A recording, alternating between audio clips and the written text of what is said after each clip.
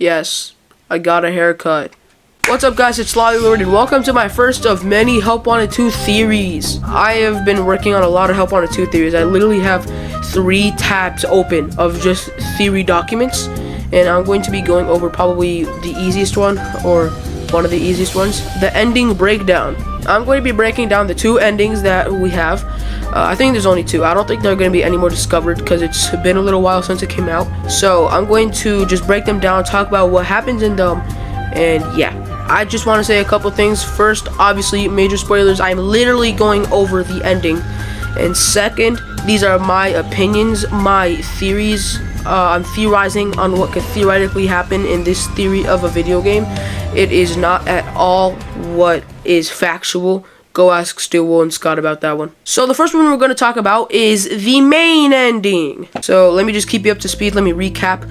Basically, once you get the final Five Nights at Freddy's Transformers Power Rangers figure, you put it on the pedestal and all of the figures disappear. You get one final figure, which by the way I have to pull up because I actually brightened that image. This isn't really too relevant to the theory itself, but it's like it is important to a degree. Once you get the final transformer, it's only available for like a few seconds. You can only see it for a few seconds. So I decided to brighten it up, and this is what it looks like. Here it is. It's a combination of the figures we've already had. It is low quality. That's because I had to change the contrast and the brightness and adjust a bunch of settings. But you could obviously see this is Foxy's arm with the hook. This is Freddy's leg, Bonnie's leg, Chica's arm. That means this is probably Golden Freddy's torso and head, and we can't see the front, but it probably has something to do with the puppet. Anyways, let me continue. Once you get that final figure, you get a cutscene of the charge pod from Security Breach, and you see this human hand latch onto it, and then you see a bunch of staff bots, like nightmare bots, jump you. You see like the Security Breach reboot thing from like the beginning of the game, where Glamrock Freddy is starting up, and then you see yourself giving Cassie the Vanny mask, and then the credits roll. Basically, I'm going to break down what happens, and the first thing is that it is a prequel to Ruin. This is 100% a prequel to Ruin. I don't know if it happens between Ruin and Security Breach or before Security Breach. That is something tough that I'm trying to figure out, because there are things that leads to it being before Security Breach and after it.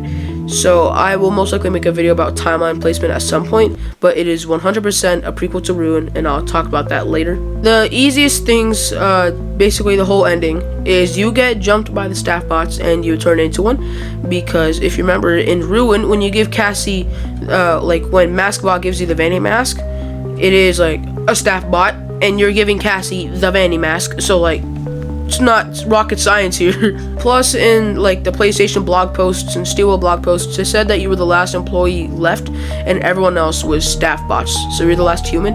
So that means obviously those other staff bots were probably humans, or I don't know, maybe it's just Glitch Trap commanding normal staff bots. Who you play as in Help Wanted 2 affects who that staff bot is, and I'll go into that in another theory I have already cooked up about the protagonist of the game.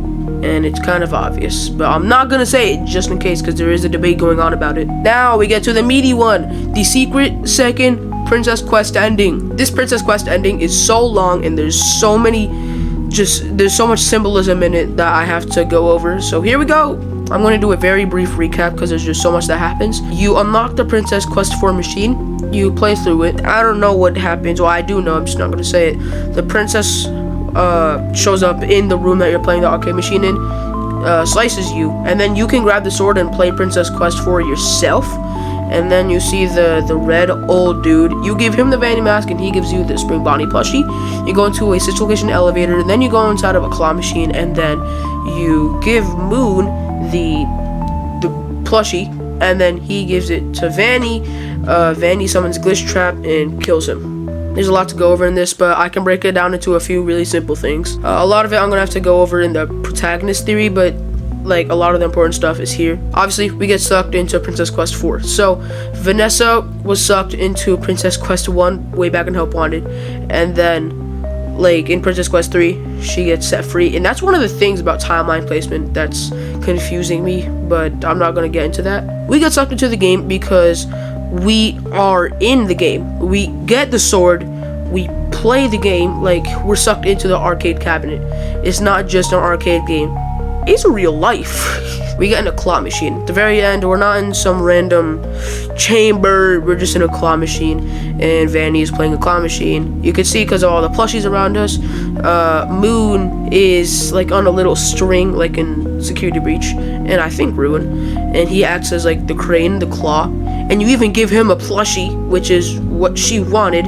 She reached down to go grab it, like it's obviously a claw machine. Now this part's a little confusing, and I'm not fully sure on this. Like if there are any gaps in any of my theories, it's because the game came out 4 days ago, and I'm trying to cook these theories up quick enough so then I can get them out, but also try to make them like factual to a degree. The princess is Vanny, because in Princess Quest 1 and 2, you play as Vanessa. Vanny traps us inside with her because of Glitch Trap, and like over Glitch Trap's control, and Vanessa is still trapped with Vanny. Basically, Glitch Trap is like, yo Vanny, can you do this for me?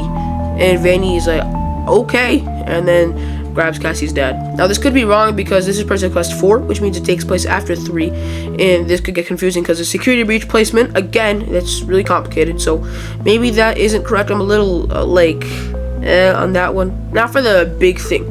This game is a prequel to Ruin, definitely, maybe Security Breach, but Ruin, because 1, Cassie's dad is not in Ruin, and 2, there aren't any human employees in Ruin. Plus, we give Cassie the Vanny mask, and that's what triggers the whole game to happen. So, yeah, it's really easy. That's it for this theory. It was not hard. It was just a breakdown of the endings.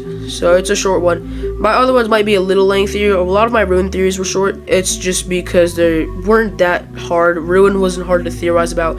This is kind of wild. But yeah, that's all I'm really going to say. I don't want to waste any time. So, with that, thank you all so much for watching. Dislike the video as much as humanly possible. And I will see you in the next one. Toodaloo.